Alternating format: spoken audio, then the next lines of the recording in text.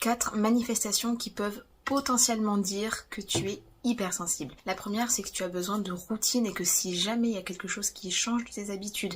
de ta routine, genre un détail, ça te donne de l'anxiété et du stress, il y a de fortes chances que tu sois hypersensible. Si tu ressens trop de stimulation, c'est-à-dire que si par exemple il y a trop de bruit, plein de voix, des cris, des pleurs, des pas en même temps, si tu habites en appartement et que tu entends des pas des voisins, enfin en gros tout un truc, s'il y a vraiment plein de stimulation d'un coup et que tu te sens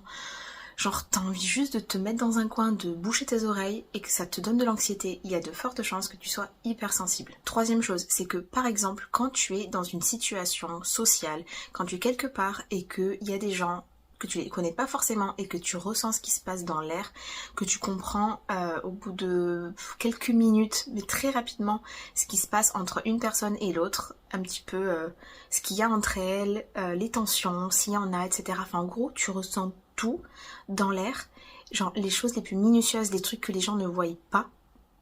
les gens font pas attention et toi tu le captes, tu le ressens comme si tu avais des antennes. Il y a fort à parier que tu es hypersensible. Et enfin, si tu captes le langage non verbal comme un langage verbal, si tu arrives à comprendre le langage corporel, si tu regardes quelqu'un et que une jambe croisée, un sourcil qui se lève, un sourire en coin, un petit rictus,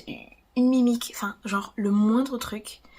tu comprends le langage verbal comme si ça te traduit en fait quelque chose de plus que la personne ne dit pas. Et si c'est le cas, c'est qu'il y a fort à parier que tu es hypersensible. Donc voilà, j'espère que cette vidéo aura pu t'aider. N'hésite pas à la partager et à la liker. Et à t'abonner si tu veux plus de conseils, astuces sur l'hypersensibilité, la santé mentale, le développement personnel, multipassion, etc.